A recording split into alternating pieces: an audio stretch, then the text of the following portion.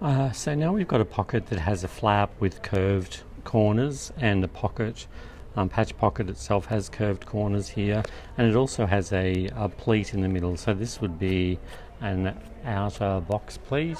Is that what that's called, Libby? Yeah. Box plate, And you can see here that it's actually the pleat is stitched down to the bottom of the where the hem facing is stitched, so that secures it. And then actually this I've stitched it down like a centimetre past.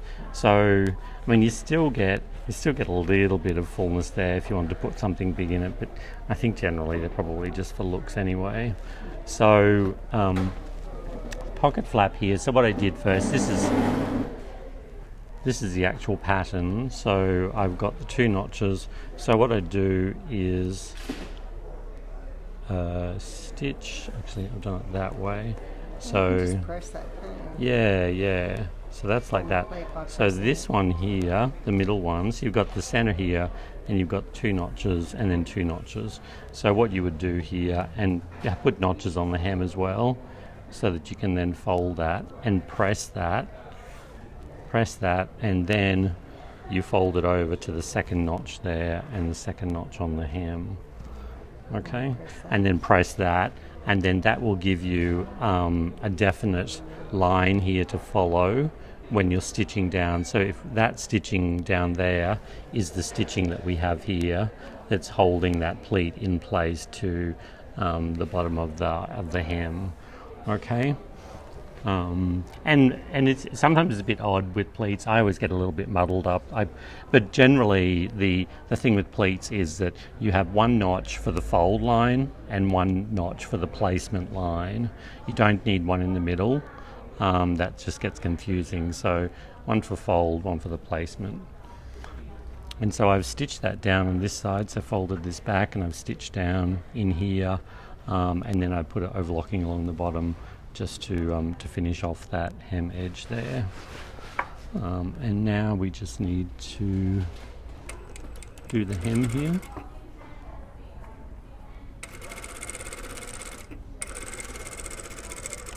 Oops, too far there. Yes. Everything looks so scrappy when you make it in contrast fabric. It's like, my sewing should be better than this. The ironing. So with these corners, I'll show you two different ways and we'll see how we go. I find with most of my gathering threads that I don't change the length, because I find I get more control. And then just make sure that you give yourself a little bit of a tail. So if you pull that, helps to. Oops, and that's corner, not. doesn't it? Yeah, it's not back tacked properly at that side, so I know it's just going to come out. Yeah, so back tack one end so that it doesn't unravel. Yeah, I thought I did, but obviously I didn't. Yeah, you can still make so yeah, so if I pull that more, the thread's going to come out. So you just pull it, and then that'll give you, like a little curve there. And you can press that at that stage. Yeah, exactly. You can do this at the ironing board, and you should have a centimetre there as well, that you're folding under. So that row, that gathering stitch is just inside, 8 mils or so, 7 mils. And then the other way, using a template? well, we could, actually I don't have the template here, but the other one I was going to show was just putting your finger behind. So you really hold your finger behind the foot here. When you're easing. Yeah. Fabric.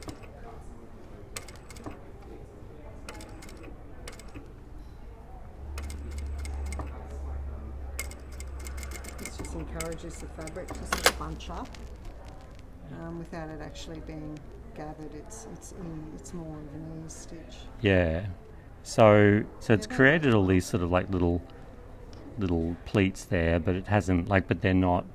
They're literally just scrunching the fabric up a bit. So, and then then if you're at the iron, you would iron that around there as well. See how you go. I mean, it is a very tight, sharp little corner, so it is going to be a bit trickier to deal with. That pleat in place at the bottom too to help get that Oh yes, sitting that's. nicely. I should have Probably done a it good before. idea. Even though it's pressed. No, It's it is a good to take idea. that in place.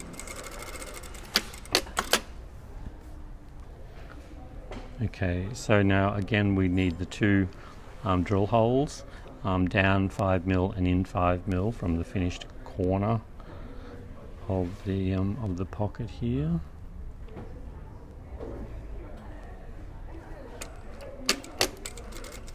And you might like to pin it in place before you start sewing.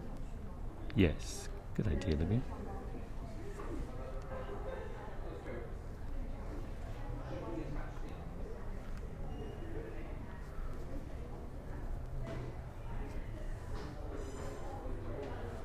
So that gathering stitch you did you do it at about 6mm mark?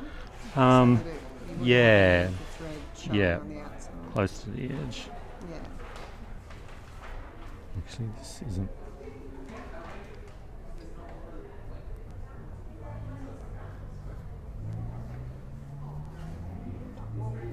I'm turning into a bit of a journey here. Well, you are trying to do it without pressing it. It's probably a little bit easier if you press it first, but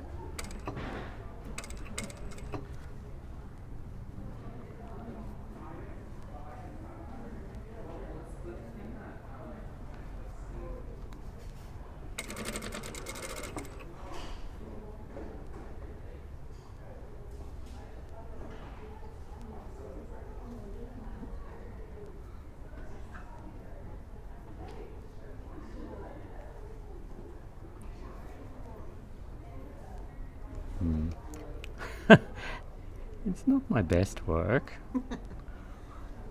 Yeah, this corner is really this curve is really very small. of course you can try, if you've got a cardboard template that you've made, you can try and press it Yeah. without doing any stitching.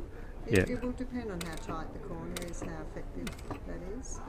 And how what fabric you're working with as well. Yeah, so the template Libby's talking about is just having the pocket with the seam allowances cut off. So copying the pocket with the seam allowances cut off, and then you sit that. Yeah, you used it on one of the other pockets. Oh, it's not terrible. Yeah, no, that's fine. And again, if you're sewing with the same colour thread, it's not, any little inaccuracies aren't as visible, as noticeable. So this is my pocket flap, and I don't know why, but I've put a 1cm seam allowance on the pocket flap. Generally, I don't know why I wouldn't have done this, because usually I do 6mm on this because it's an internal seam. But anyway, we'll go. If I do it 6mm, it's going to be because it's completely bagged out. yeah, it's going to be too big if I do 6mm on here. So I'm just going to go with my 1cm.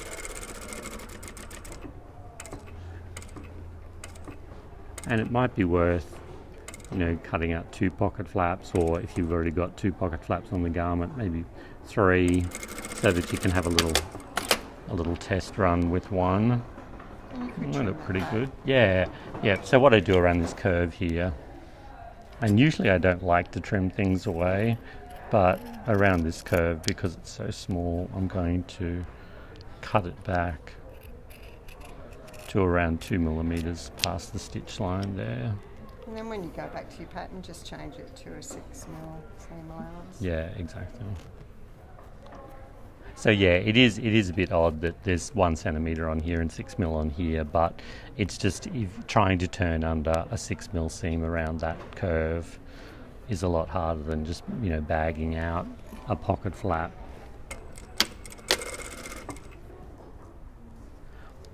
And generally too, the top layer of your pocket flap would be interfaced. I don't have interfacing on this sample, but yeah, you'd have interfacing on the top side. But again, I mean, if you were making a flap out of denim, then you wouldn't usually bother. It'd be good to have it where the buttonholes go.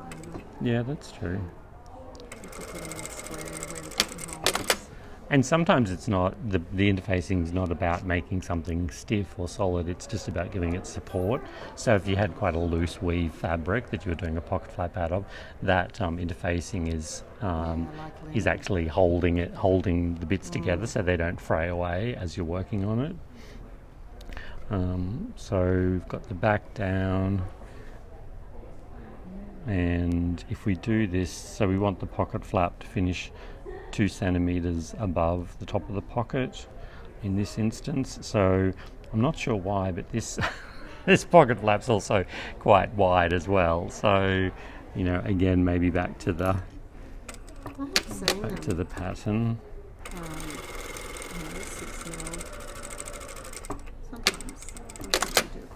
Yeah. So this is, I've just used a 4mm seam from the or stitch line from the raw edge there, and now I'm going to fold this down here. Just make sure if you've got any little bits there you can push them underneath. And now cargo pants usually have pocket flaps a lot longer. Yeah, yep.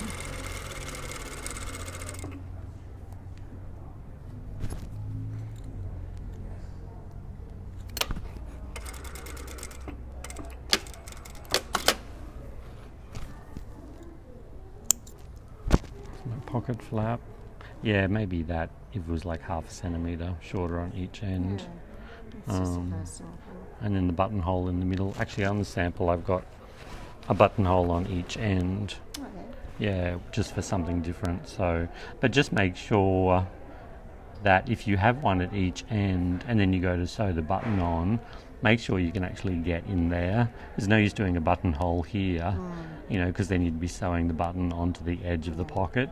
So, you know, make sure it actually comes in so you're working on there, and that you can, if you're doing it with a machine, you can literally get in there and, you know, have a mark and put it in there and then sew the button on. Different if you're doing it by hand, but it's a good idea to twirl one of your pockets on your garment and sort out all of these things. Exactly. So that when you cut it out in the final fabric, it's all everything is correct. Especially because you're working with such small measurements here. So even when I look at this, it looks like the bottom of the pocket is a little bit bigger than the top of the pocket. So, you know, that's another reason to use a template and to iron the edges under as well. Yeah. But yeah, definitely do a full twirl of one of your pockets to work it all out before you go using the real fabric.